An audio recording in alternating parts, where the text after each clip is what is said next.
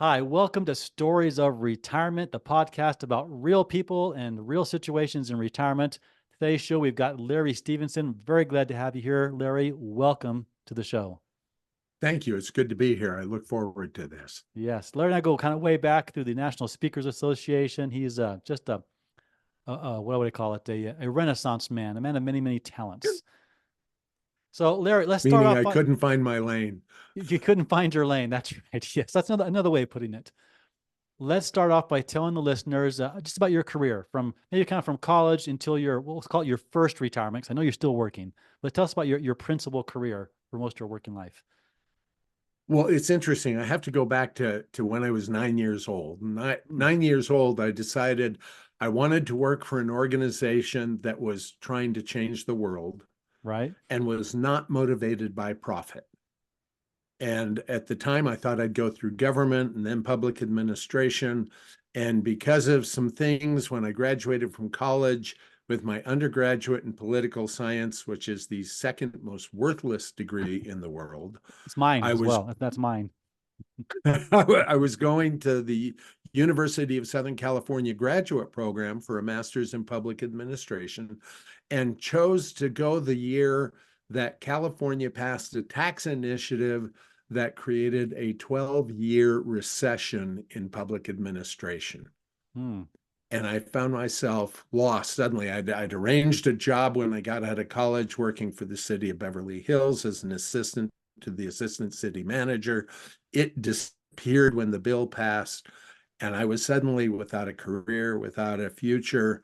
And I took a job as a sales rep for a staffing service that had both a permanent and a temporary side. Right? And they promoted me to manager, and I did that. And then I got recruited to work for a nonprofit organization. And I spent 38 years Mm-hmm. and before I retired. And I've got 40 plus years helping people let their dreams work, especially their career dreams from high school to retirement. Wow. I've I've been privileged to speak to over 1,700 audience in more than 22 countries. I've Hmm. written 8 books on from how to get scholarships to how to get jobs to one on 7 reasons why you may not get to retire and how to fix them. Right? And I've just enjoyed. I retired officially from the nonprofit in 2017. And since then, I've been doing my own business. I have been a professional speaker since 1994. And I've enjoyed speaking and writing and just helping people achieve the dreams that they have to be more, to see more, to do Wow. more, to have more, and to give more. That And must be very gratifying to have worked in that field for so long.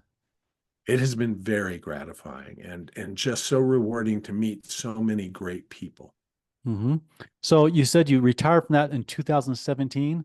Was that Yes. your choice, or did they have like okay, you've reached a certain age, you have to leave now, or like whose decision was it to leave that main career? It was my decision. I'm the one who decided. I Okay. had been doing some things and I had kind of burned out Hmm. in December into January. And I'd already maxed out whatever I could get on my pension. I'd maxed out Right. everything in the benefit package 3 years before. And I just decided I think I want out. The company didn't, the company and most companies cannot now retire you at a certain age because of age discrimination. Right. Um, and so it was mostly my decision. And it was a good decision. For 1 month, I woke up every day and I'd say to my wife, why am I still working again? Right. And Okay. so, yeah. So yeah, that was your career. It sounds like a great career. And how is what you're doing now maybe similar, and how's it maybe different from what you did prior?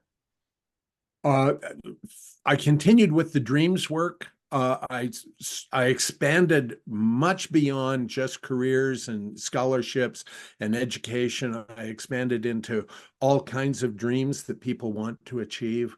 I was writing books. I was doing professional speaking. I had several Hmm. online courses. When COVID hit, I had already been going virtual with coaching sessions. Right. So I continued coaching all through COVID. I did virtual presentations through COVID. Uh, just kept going and then started getting some fatigue setting in. I had reduced the hours when I went from full time. I had been working about 50 hours a week, and I cut back to where I was keeping myself to about 30 hours a week. I had my own Right. business though, so I felt like if I had any spare time, I had to do something with the business. Right. And I decided 3 years ago, no, I'm tired of that. And so I started cutting back on what I did with my business. In January of this year, I eliminated all of my coaching. I closed down all of my online courses. Hmm. And now I just do presentations and I write 4 articles a week and I do one podcast. And Hmm. that's all I'm doing for work. And the rest of the time, I'm enjoying time with my family. Awesome. Very good.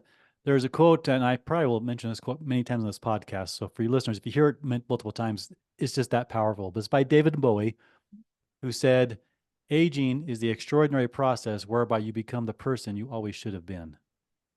Oh, I like that. Say And so that again. aging is an extraordinary process whereby you become the person you always should have been. That's so powerful. Isn't I it? like that. And it Yes. sounds like you're finding your niche. You're finding out what you're kind of really meant to be doing and living life on your own terms. That's awesome. Tell me, let's shift gears here a little bit here. What are you glad that you did in preparation for retirement? Biggest thing I was glad I did is I got completely out of debt. Okay, paying off the debt. Paid off my Yes. mortgage, did everything. I had some good financial counselors who pointed out the downside of refinancing a home over Hmm. and over and over. And so we totally paid off our home. We completely eliminated debt. The second thing is I didn't do this early enough. I advise people to do it as early as you possibly can. I Right. started too late, but max out however much you can contribute to your 401k that'll be matched. At least make sure that you Right. are maxing out so you're getting $2 for every dollar you put in. We Yep. started doing that. And then we put more money in as our expenses decreased as kids got married and moved out and things like that. So we'd keep increasing. So increase your contribution to a 401k. Um, I planned, I had been lucky enough that in my career I worked with about 150 retirees. Oh. And all of these retirees would come to me with suggestions for the last 10 years of my career on what to do and what not to do in retirement. And one of the big ones were, and I love the way this one person said, don't feel like you've been managing 150 people and now you only have your wife and you have to manage her. One Yes. of them said, his wife one day said to him, John, I've been doing the dishes and cleaning the house for 57 years without your help. And Right. I don't need you telling me how to do it now. Yes. There's And so that a lady who was interviewed, and they asked her about life and retirement. She said, "I married him for better or for worse, but not for lunch every day." and so one of the things I did is I planned ahead on what I wanted to do with my time. Hmm. This is a fascinating concept in retirement.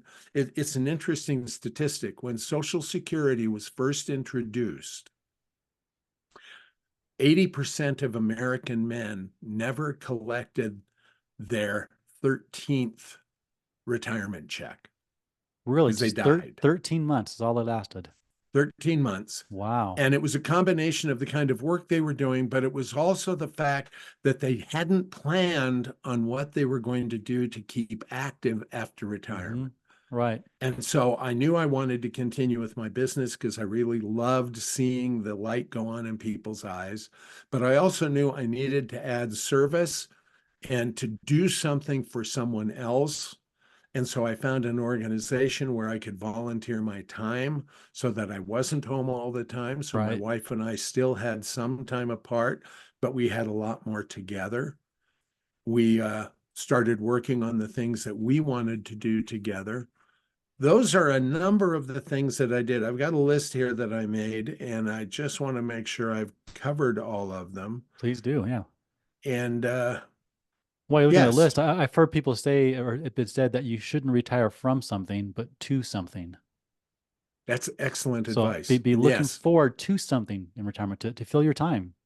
and it needs to be your Mhm. plan Yep. because everybody gets bored. I have so many friends who get bored and they think, oh, I'm going to golf and I'm going to travel and I'm going to do all this. And 9 months later, they're looking for jobs. And because they didn't Yeah. plan ahead, they're greeters at Walmart or they're doing something that keeps them busy but doesn't keep them happy. Right. Now, and no And disrespect to Walmart greeters, if you're doing no, that in retirement because you want to and you enjoy it, precisely. awesome. But if you're doing it because you have to or there's no other options, then that's, I would say, less than optimal. So I'm those, glad you said that because I did mean that.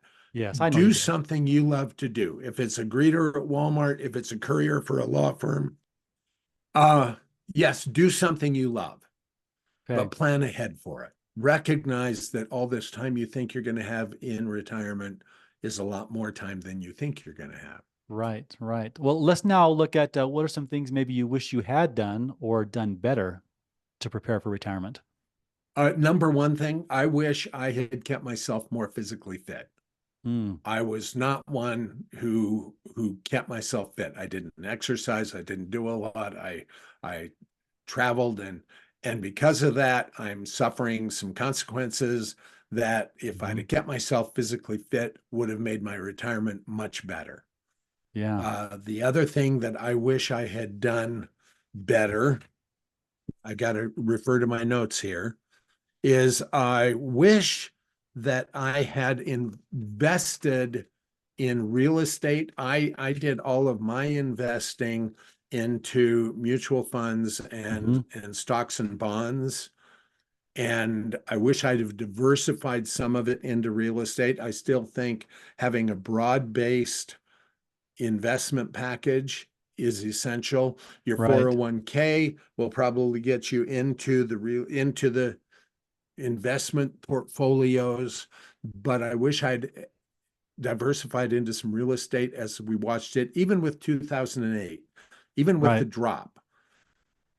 Real estate would have been a very nice thing that's held its value, as most retirees know, as most people who watch their 401k.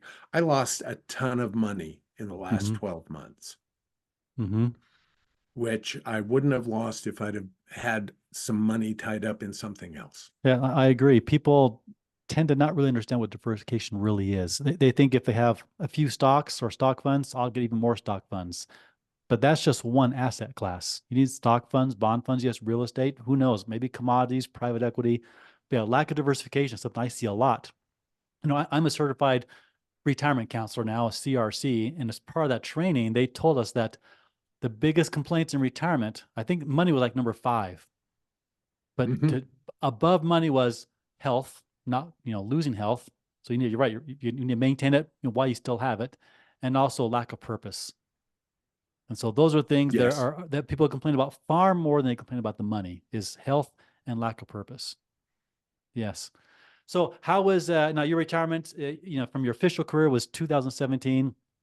How is life in retirement the way you envisioned it, or is it completely different than the way you envisioned it? It's actually lived up pretty much to what I envisioned. And again, I think that was that benefit of 10 years of working with retirees. Yeah. Uh, I the things I love to do now is I still love to share and try and help people lift and be better. Hmm. I love to travel. And so it's weird because I'm traveling a lot more on my own dime, where before I always had someone else paying for my Right. travel. So that's affecting me a little bit, but we travel. I went with my son to Amsterdam and Paris last year. I go with my daughters to Hawaii about once a year. We're going to Disney because I have a daughter in a wheelchair, and we always know Disney will be Right. accessible. We go to Disney about 3 times a year.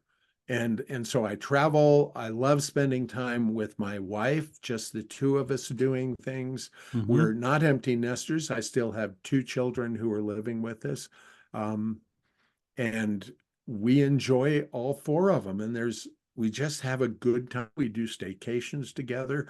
We Mm-hmm. spend time together. I'm still writing, and I'm doing the service. I spend about 10 hours a week in service to my Mm-hmm. community. And all of Awesome. that put together is kind of exactly what I planned to do. The only thing that has been different is I have also had more health problems. I Right. got very sick over in January. I spent 4 days in the hospital, came out of that, and had forgotten how to walk, forgotten Wow. how to move and do things. And it's taken me a while to get back, but I'm now walking without a walker and still doing physical therapy. But Mm-hmm. uh, basically, retirement has been what I expected it to be because, as you said already, I had established a purpose. I had Right. established 3 main purposes, and that was to continue to contribute to society. It was to travel, and it was to spend quality time with my family. Awesome. And that so it's really lived up to what I had So it hoped and sounds like planned. you're, I mean, you're a great example of doing, I think, doing these things right, Larry, and that you had a vision of your retirement before you got there. And sometimes we got our nose to the grindstone so much trying to get through life or just make it to get, that golden watch on the last day and, see a boss and you're out of there. We don't give enough thought to life and retirement before we get there. But you had that vision and then you're living I it, which did. is great. So I would definitely want to encourage all the listeners, if you're not retired yet, learn from Larry and start really thinking about this. What's it going to be like? How are you going to fill your day and your time? And what will give you a sense of purpose? And if it's the golf course, awesome. If it's a Walmart greeter, awesome. If it's giving service and enriching their lives and travel, whatever it is. But yeah, do it with a purposeful intention or do it with intention. Does that sound right? So Yes, what very what would much be what so. would be then kind of your ultimate or final advice for anyone who's approaching retirement? Let's say they're 5 years away, they're getting close to it, and it's on their mind. What would you tell them to do? Once again, first things first, get your finances in order. Hmm. Both pay off all the debt. Don't get caught up in the debt that is just swamping. Realize that, especially for most people now, they don't have a benefits defined retirement pension. Right, It's up to you. So you'd better be putting as much money as you possibly can into your 401k, but also diversify beyond what the 401k has so that as things fluctuate, you have the ability to continue. That right. when your 401k goes down, maybe your gold goes up. It's just work at diversifying. Have a purpose beyond yourself to what you are going to give back to society.